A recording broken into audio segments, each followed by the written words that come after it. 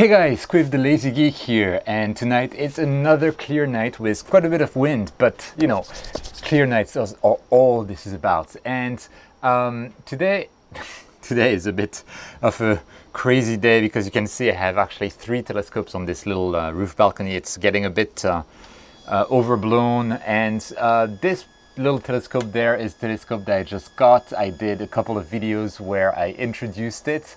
I put the ZW-EAF on it. I have now the proper back focus distance, and it is now mounted on my telescope here. I just did the tests whether everything would work a few hours ago. We have the C9.25, the Big Bertha, that was just pointed at Jupiter it's still pointed at Jupiter actually, and Saturn. I was observing both planets with it. And then we have the bazooka back there that will be taking more images of the Wizard Nebula tonight. And for tonight, this little dude here will actually be taking pictures of the Crescent Nebula, around the Crescent Nebula. And so if you look at Nina, this is the field of view that I'm looking forward to. So the Crescent Nebula, this little thing in the middle, which is the remnants basically of a dying star, along with all of the area of nebulosity that is in the vicinity of Saturn. And I love this area. I love taking it. And I will be taking it with a ZW duo-band filter.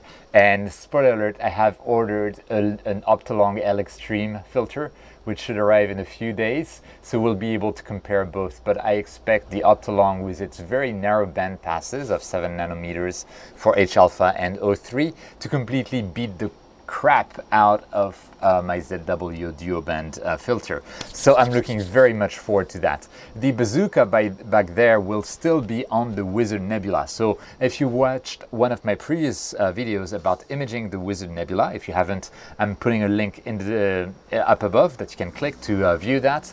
The nebula is like decent. The image that I got is decent, but I had to throw away a lot of subframes because of clouds, because of poor polar alignments, and therefore poor tracking, but also because of a failed meridian flip, which was not a good thing. And so, yeah, hopefully we'll be able to get a better result today, to get more subframes in there. And that's all the spirit of, you know, astrophotography. It's like, you know, when you automate a lot, like we do here, like I like doing, when you miss a night, when you mess up, it's not such a huge deal because you didn't spend hours and hours doing that, except if you've actually, like, you know, driven to a dark location to take images, which I plan to do in the near future. Yeah, that could be quite annoying, and I could completely understand that. And yeah, so this little dude here, we're going to go to the Crescent Nebula. So I'm actually going to slew to it right now, if it works. It doesn't. Maybe my telescope is not connected. Yeah, that would explain things. And my focuser is not connected either. That would explain things as well. We are properly cooled to 0 degrees, but I can go back to my framing assistant and we can slew to it. Huh.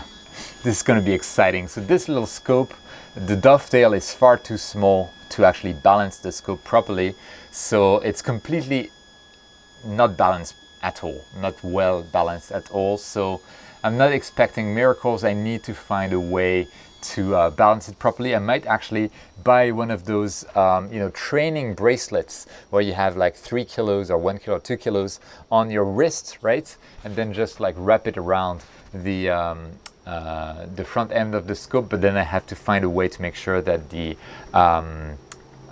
what do you call that? The dew shield there would not like just retract stupidly. And I want to double check because this is the first time that I really use this telescope. We're going to take an exposure of 5 seconds and hope that we don't get too much light leaking in from that lamp that we have here. And we do not get too much light. And I want to check whether I can get some autofocus going on. And so I'll go to the autofocus tab, and this was from a previous run. I'll just rerun the autofocus, and this time will be a normal autofocus, and we'll see if that's, you know, actually working. It seems to have worked, but if you look at the autofocus curve, there is this little part, which was the first part that we took, that seems to be affected by some amount of backlash. So I think I'll go into my options and go and put like maybe 100 as the backlash. This value can be anything as long as it is more than the actual backlash of the focuser. If you have no idea what I'm talking about, I have several videos on focusing and backlash. I'll put a link up above to the most theoretical of those that actually explains, you know, how you can detect backlash, what backlash is, how you can detect it from an autofocus curve, which I just did. And so I'm going to run it a second time to see how well it's worked. And wow, that is a beautiful focus curve, if I say so myself. And yeah, we get a very in focus image. So this is a very first good sign.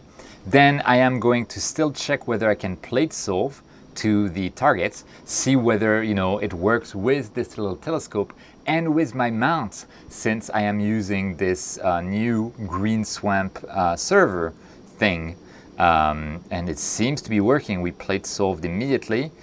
We sync the scope, I guess. We are yes, and now the scope is slewing again, so everything seems to be working pretty well at this stage. And that means that we will be able to image that Crescent Nebula, and I'll be able to show you how it looks like tomorrow. Now, I don't expect much with that filter, but hey, you know, we can always see what will happen. I'm really looking forward to the Optolong L Extreme. And here we are centered. We'll see what comes out of this. We can actually see almost the outline of the Crescent Nebula already. So yeah, looking good. And I'll be controlling the bazooka as well. I'll put the Big Bertha back inside.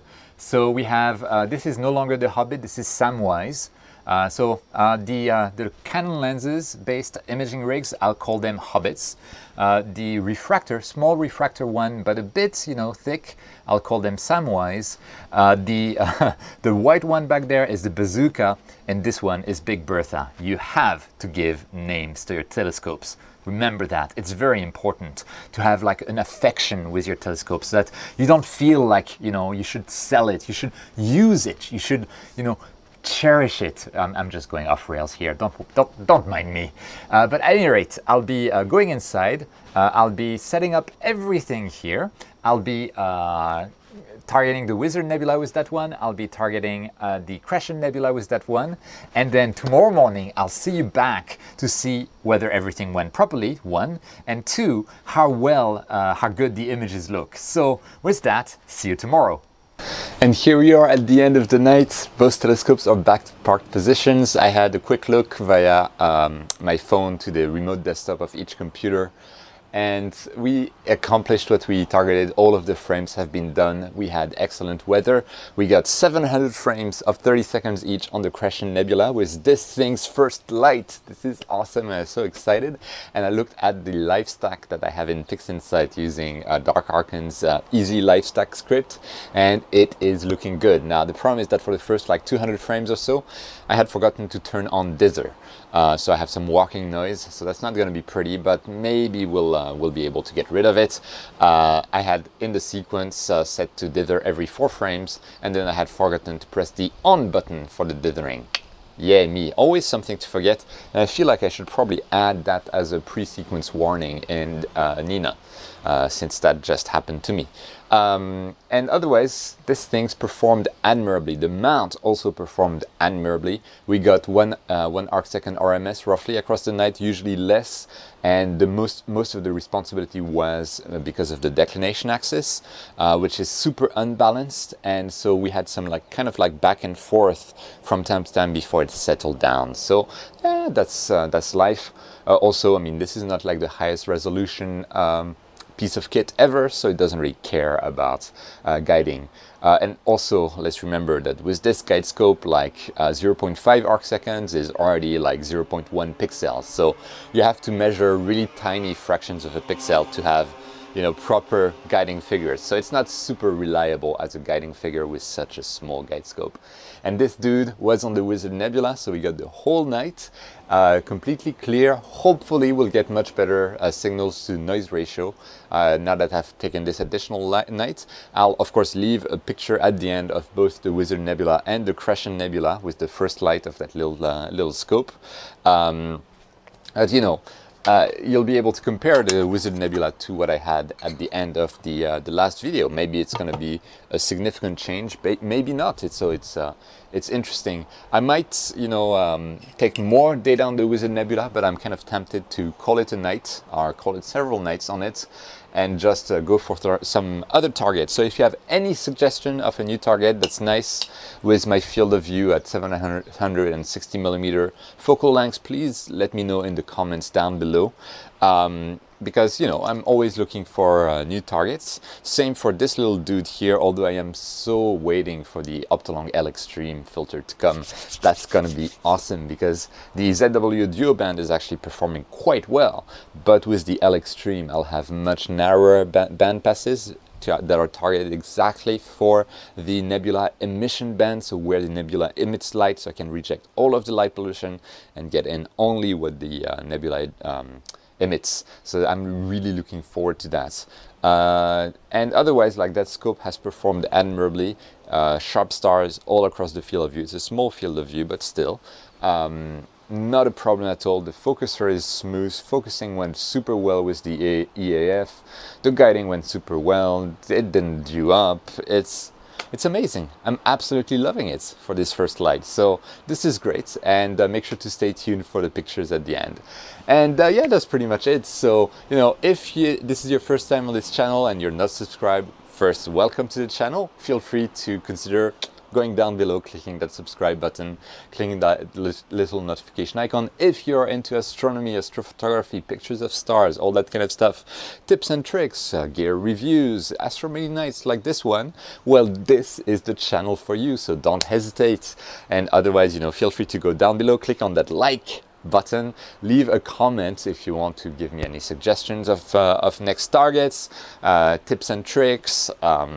What else? What else you can give me so much? You can insult my mother as well, or insult me in the comments, because why not?